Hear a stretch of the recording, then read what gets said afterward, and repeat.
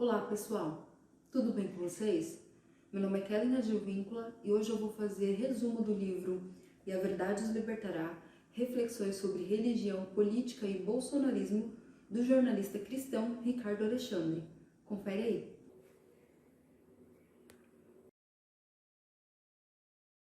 aí. Pessoal, por se tratar de um livro que fala sobre política, você pode pensar que ele deve estar cheio de termos rebuscados que ninguém entende. Só que não, a impressão que dá é que você está lendo matérias jornalísticas, tá? E escritas de uma forma bem tranquila, bem fluida, tá? Bem fácil de entender. O livro possui notas sobre suas fontes, inclusive fontes de matérias jornalísticas, tá? De forma que você pode pesquisar e comprovar o que está sendo escrito. O autor diz que, por não ser um teólogo, ele se utilizou da ajuda de teólogos para fazer as reflexões do livro. E pelo jornalista ser cristão, as reflexões religiosas são feitas do ponto de vista cristão. Mas eu acredito que ele também é de proveito para pessoas que não têm religião, né, ou que são de outras religiões, tá? O livro tem as páginas amareladas e a diagramação dele é muito boa, de forma que a leitura não é cansativa. Pessoal, o primeiro ponto a ser abordado no livro diz respeito à frase principal do título, que é "E a verdade os libertará". Essa frase foi dita por Jesus, né, está descrita em João 8,32, e é muito utilizada pelo presidente Jair Bolsonaro e por seus apoiadores, os bolsonaristas. Ela é comumente apresentada como uma promessa, né? Se você conhecer a verdade, você será liberto. Quando, na verdade, quando nós olhamos para o contexto do texto em que essa frase está inserida, Jesus está dizendo para aqueles que o estavam ouvindo que eles deveriam se despir das suas concepções, das suas pressuposições a respeito do próprio Cristo, a respeito do Messias, e que eles se dispusessem, né, a aceitar esse desafio de conhecer a Ele, de conhecer a Cristo. E que se eles deixassem, né, as suas pressuposições e realmente não apenas escutassem a Jesus, mas dessem ouvido a Ele, né, prestassem realmente atenção, ponderassem o que Jesus estava dizendo, o que Jesus estava fazendo, essas pessoas então seriam libertas. Em Atos 17:11, nós vemos que a Bíblia elogia os bereanos, né, por sua capacidade de ouvir, né, de dar ouvidos ao que Paulo estava dizendo e também de conferir nas Escrituras se o que Paulo estava dizendo era verdade. E então, quem a Bíblia chama de mente aberta, os líderes religiosos, em sua maioria, né, do nosso tempo, chama de rebeldes, desobedientes, sem fé, sem visão. E o que contribui para essa inversão é o que o autor chama de culto à personalidade, que é nós elegermos uma pessoa que é ungida do Senhor e essa pessoa é intocável, inacessível, que não pode ser criticada, não pode ser questionada. Mas ao contrário dessas pessoas, os heróis bíblicos sempre se apresentaram como pessoas vacilantes, pessoas pecadoras, pessoas falhas. Isso também acontece por conta do chamado messianismo, né? Que é a ideia de que desde a eternidade Deus separou pessoas ungidas dele, que têm uma missão e que por essa missão vir de Deus, né? Essas pessoas não podem então ser questionadas nem criticadas, porque senão o próprio Deus estaria sendo questionado e criticado. Então essas pessoas não podem provar que sua fala vem de Deus, tá? E por isso elas não podem ser compreendidas pelas pessoas que elas chamam de inimigos da verdade, né? Que são essas pessoas sem fé, sem visão, carnais. E então dessa forma elas seguem sem ser questionadas nem criticadas. O problema dessa visão é que, como nós vemos no capítulo 2 de 1 Pedro, todos nós somos sacerdotes, de forma que todos nós temos acesso a Deus e podemos ouvir as suas palavras, podemos entender o que Deus está fazendo no mundo. E por falar em mundo, e muitas vezes quando a Bíblia se refere à palavra mundo, ela está dizendo a respeito de uma inversão de valores, de práticas corrompidas e decadentes. Mas existe uma visão simplista, né, que diz que mundo é tudo que está fora do âmbito da igreja, né, do âmbito das atividades religiosas. Essa é a famosa divisão, né, entre sagrado e secular. E como a teoria amplamente difundida pela extrema-direita e pelos evangélicos e anteriormente difundida por Olavo de Carvalho sobre o marxismo cultural, que seria algo como, ao invés de transformar a condição social das pessoas aplicando as teorias de Karl Marx, para então mudar a mentalidade delas, seria feita uma inversão, né? Então, mudaria-se a mentalidade das pessoas e assim a condição social delas seria consequentemente transformada também. Espalhou então pelo imaginário evangélico um medo disso e uma luta contra isso no âmbito político, encabeçado pelo senhor presidente. Então, isso aumentou o medo dos evangélicos do mundo. Porém, nem tudo que está no mundo é mal. Há muita verdade, há muita beleza no mundo. E é exatamente no mundo que Deus nos quer, como está escrito em João 17:18. E não tremendo de medo, presos dentro de templos ou no nosso próprio mundo, sustentando políticos em Brasília para colocar a nossa religião goela abaixo dos brasileiros. Pelo contrário, Deus nos quer resplandecentes em um mundo cheio de gente perversa e corrompida, como está escrito em Filipenses 2:15. Afinal, a luz só brilha na escuridão. O cristão adora verdadeiramente a Deus em sua vida prática. E eu, Kellen, diria que muito mais na sua vida prática do que quando estão no templo ou envolvidos em atividades religiosas. Conquistar é fácil, diz o autor. Difícil é evangelizar, porque isso dá trabalho e não nos traz glória.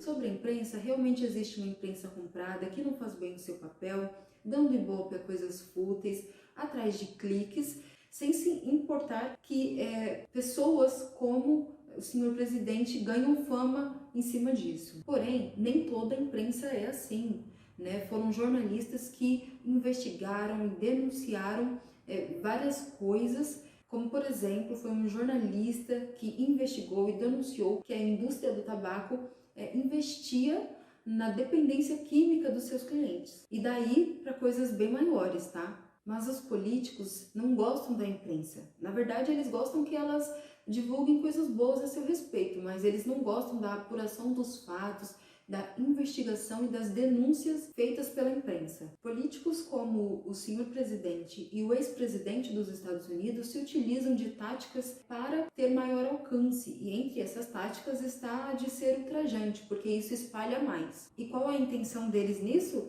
Que enquanto a imprensa espalha esses horrores e esses ultrajes, por baixo do pano, projetos de lei são aprovados. Apesar do senhor presidente atacar a imprensa e louvar ditadores, a imprensa ainda é livre e uma ditadura não foi instaurada. Porém, existe uma crescente vontade e convergência para colocar não pessoas competentes no poder, e sim cristãos. Esses cristãos fazem orações públicas, citam versículos, falam o nome de Deus e até colocar o senhor presidente como pedra angular, louco, vil, desprezível, usado por Deus para confundir os sábios. Segundo esse raciocínio, o despreparo e a incompetência deixam de ser um problema e se tornam uma espécie de atestado de Deus que se diverte confundindo os sábios. Tirando esse texto de seu contexto que diz respeito a Jesus, que veio de uma forma completamente diferente do que as pessoas acreditavam que viriam, né? Que ele viria. As pessoas acreditavam que ele viria em poder e grande glória,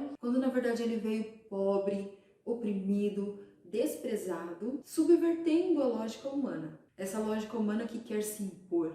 Só que em Atos 6, nós vemos que existem critérios para a escolha de liderança. Ao contrário de Atos 1, em que os discípulos lançam sorte para descobrir qual era a pessoa que ficaria no lugar de Judas, o traidor, em Atos 6, eles escolhem a base de critérios. E qual a diferença entre esses dois capítulos? É que em Atos 1, o Espírito Santo ainda não havia sido derramado sobre as pessoas, ao passo que em Atos 6, ele já havia sido derramado e guiava as pessoas à base de critérios. Portanto, devemos escolher, mas devemos escolher bem pessoas sábias, boas, competentes, respeitadas. O entendimento do que é paz se tornou subjetivo. e basicamente diz respeito àquilo que resolve os meus conflitos, né, pessoais, individuais. Mas a lógica do reino de Deus, como nós vimos, subverte a lógica do mundo. Só que o reino de Deus é contracultural no sentido de que contradiz todos os juízos humanos e toda a expectativa nacionalista sobre a vontade de Deus. O reino é dado aos pobres, aos oprimidos, aos frágeis, e não às pessoas que se vangloriam por conquistá-lo com esforço próprio. Os pacificadores serão chamados filhos de Deus porque Deus é pacificador. Ele fez as pazes com todas as coisas e nos ensina a fazermos o mesmo. Mas os algoritmos das redes sociais proliferam mensagens de ódio, mais do que qualquer outro tipo de mensagem. Por isso, o senhor presidente e seus apoiadores compartilham mais esse tipo de mensagem. Só que seria possível harmonizar a fé em Jesus Cristo com mensagens de ódio? O mesmo Jesus Cristo que nos ensinou a dar a outra face? Seria possível harmonizarmos mensagens de ódio e de zombaria com a fé em um livro que nos diz que se depender de nós, no que depender de nós, nós devemos ter paz com todas as pessoas? A paz de Deus não elimina as diferenças, ela as pressupõe, porque são as nossas diferenças que nos fazem necessários uns aos outros. Mas nós corremos o risco de sermos imaturos e duros de coração ao ponto de pensarmos que as nossas diferenças nos separam, quando na verdade elas nos complementam. De uma hora para outra, não basta mais confessarmos a Jesus como Senhor e Salvador, e sim também sermos de direita ou de esquerda. Essa polarização vai contra a narrativa bíblica como um todo, na qual posições aparentemente conflitantes precisam ser mantidas em prol do equilíbrio. Quando Jesus começou a montar a sua igreja, nela havia pessoas de posições políticas diferentes. E além disso, o reino de Deus não é desse mundo. Não há problema em sermos de direita ou de esquerda, e sim em abraçarmos todo o pacote e ainda desprezarmos quem pensa diferente. E entre vida e economia, o que a Bíblia diz? Onde está o vosso tesouro, aí estará também o vosso coração. Isso significa quais valores para você são inegociáveis e quais não. Quais políticas públicas merecem nosso voto e engajamento. Quais são as motivações das nossas orações e onde nós empregamos o nosso esforço e o nosso tempo. Infelizmente, Deus se tornou uma escada que nos leva até Mamon, e a pobreza agora é sinal de falta de fé e não de uma realidade corrompida à espera de redenção. Na Bíblia hebraica, os frágeis eram representados pela figura da viúva, do órfão e do estrangeiro. E esse simbolismo é melhor explicado no Salmo 68. A ideia é que todos nós temos a quem recorrer. Essas pessoas só têm a Deus, que é o pai dos órfãos e o defensor das viúvas. Uma das provas que Jesus deu a João Batista de que ele era de fato o Messias foi a inclusão dos oprimidos. Em Mateus 25, do 31 ao 46, Jesus demonstra que ter um relacionamento com ele não significa simplesmente citá-lo ou usar o nome dele, e sim estarmos entre e ajudarmos os frágeis. Tiago diz o mesmo no capítulo 1, versículo 27 de sua carta. E por que a igreja brasileira não é assim? Desde as suas raízes e passando pelo início do protestantismo no Brasil e nos Estados Unidos, a evangelização sempre teve como seu principal objetivo a dominação e fins políticos. Além disso, quem se colocava a favor da justiça social era influenciado pelo liberalismo teológico e pela leitura crítica da Bíblia, ao passo que os fundamentalistas, com sua leitura literal da Bíblia, eram contra a integração entre brancos e negros nos Estados Unidos, por exemplo. A ênfase pentecostal na experiência sobrenatural e sua escatologia pessimista, o mundo jaz do maligno, se tornou a herança americana original, aversa ao cristianismo social e influenciando a igreja a ser mais voltada para o espiritual. Desde sempre, a noção evangélica de evangelizar é igual a subjugar, dominar, aculturar, e as ações sociais só se justificam como armadilhas para a evangelização. Essa é a herança que leva os evangélicos a falarem mais sobre moral do que sobre justiça social. Tudo bem colocar políticos corruptos, desde que eles aproveitem o seu espaço para catequizar, lutar pelos interesses das instituições religiosas e discursar sobre a preservação dos costumes. O diálogo de Jesus com a mulher samaritana foi ele tentando fazê-la ver fora dos códigos religiosos. Ele não negou o conhecimento teológico dos judeus, mas disse que que a religião serviu para levar as pessoas até ele. Só que agora as coisas estão no campo da espiritualidade. No Sermão do Monte, aquilo que era performance pública é levado para o interior do coração. Então, nós devemos colocar a nossa religião a serviço da nossa espiritualidade e sermos verdadeiramente sal da terra. Dois fenômenos evangélicos relativamente recentes contribuíram para essa junção entre autoritarismo político e domínio religioso. O primeiro é a batalha espiritual, que diz que Deus e o diabo estão em uma luta e que Deus resiste através da igreja. E o outro é a teologia do domínio, que diz que o homem nasceu para dominar todas as esferas da sociedade a fim de apressar a volta de Cristo. Essa expectativa escatológica não é nova. A igreja primitiva também acreditava que era necessário apressar a volta de Cristo, só que eles faziam de forma diferente. Eles vendiam tudo e repartiam entre si. Esses movimentos nasceram em igrejas neopentecostais que acreditam que o maior atributo que o Espírito Santo dá ao crente é poder. O movimento pentecostal não é de todo ruim, mas seu apego a revelações individuais e experiências sobrenaturais os fazem vulneráveis a todo vento de novos ensinamentos. Antes, essa vulnerabilidade só causava divisão. Agora, ameaça a democracia, pois enfatiza o poder em seu sentido mais terreno e, com seu conceito de batalha espiritual, acaba com as noções de responsabilidade social e pecado estrutural, colocando a culpa no diabo e eximindo o cristão de reflexão e responsabilidade. E nessa guerra, tudo é justificado.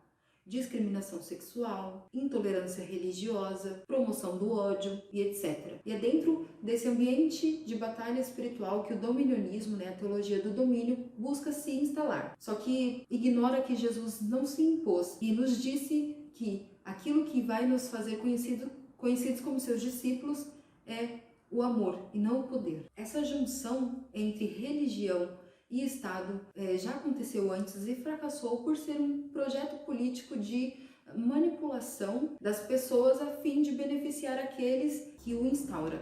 Eles lutam por poder e domínio e não pelo reino de Deus como eles querem fazer parecer.